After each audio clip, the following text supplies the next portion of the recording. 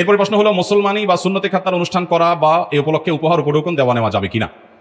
মুসলমানি উপলক্ষে ঘরোয়া কোনো অনুষ্ঠান হতে পারে, এটা মুবাহ পর্যায়ের জিনিস, কিন্তু এটাকে যদি মনে করা হয় শরিয়ার নির্দেশ, এটা খাতনার অংশ সুন্নাত, তাহলে সেক্ষেত্রে এটা ভুল হবে, কারণ এরকম কোনো নির্দেশ নাই।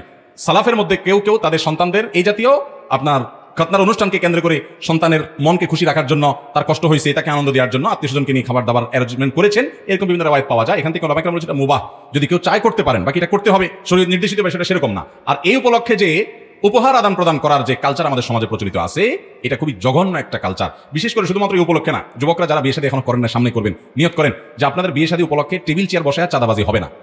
ঠিক আছে তো ইনশাআল্লাহ?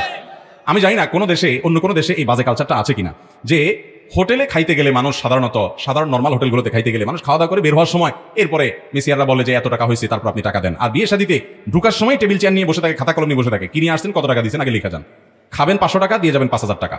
এর চাইতে বড় অত্যাচার আর কিছু হতে পারে? অতএব এই সমস্ত অবিচার আমরা করবো না। বিশেষ করে আকিকার এই যে অনুষ্ঠান, খাতনার অনুষ্ঠান, আমি তো ঢাকা শহরে এরকম ফ্যামিলিও দেখেছি যে তারা রীতিমতো ক্যালকুলেটর আর কাগজ কলম নিয়ে বসছে যোগ বিয়োগ করার জন্য, কি যে টোটাল আমরা এতজন গেস্টকে দাওয়াত দিব অমুক অমুক ফ্যামিলিকে, কারণ কোন কোন ফ্যামিলি টাকা দিলে পয়সা বেশি পাওয়া যাবে সেই হিসাবে দাওয়াত দেওয়া হয়। তো এই দাওয়াত দেওয়ার পরিকল্পনা করার পর আনুমানিক এভারেজে যদি 1000 করে সবাই নিয়ে আসে, কত টাকা হবে, তারা খাবে কত টাকা, থাকবে কত টাকা, তাহলে লাভ লস কত কি, এসব না করে একটা হোটেলের ব্যবসা করেন। এর চাইতে নিকৃষ্ট চাঁদাবাজি হতে পারে? অতএব এগুলো কোন অবস্থাতে আমরা করবো না। আল্লাহ আমাদেরকে বোঝার তৌফিক দান।